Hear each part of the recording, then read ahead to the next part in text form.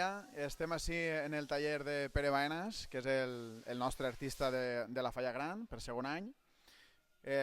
Conegueu a Pere, du diversos anys ja fent la Falla del Pilar, 2 anys consecutius guanyant, 2014-2015, i en Alacant també vas aconseguir el 2014 el primer premi.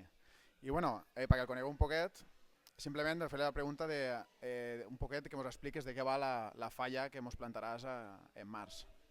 Bé, pues, en primer lloc, un saludo per a tots i dir-vos que la falla porta per lema Reis i Peons i que va un poc en crítica a les desigualtats socials, les lluites polítiques que estem vivint fins al moment, tota aquesta xicoteta revolució que s'està donant en el món de la política a nivell nacional i també pues, intentarem fer una crítica del dia a dia de les persones, com atravessen dificultats per a poder sobreviure en aquesta època tan de crisi i tan dolenta que estem atravessant, i serà una xicoteta representació de tot el que està succeint, com deuen de ser les falles, que tinguen una falla de colorit, com és la que tenim enguany, perquè el remat és molt gran, és impactant i és un remat de molt de color, i també que tingui la seva crítica que no pot faltar en qualsevol falla que se diga.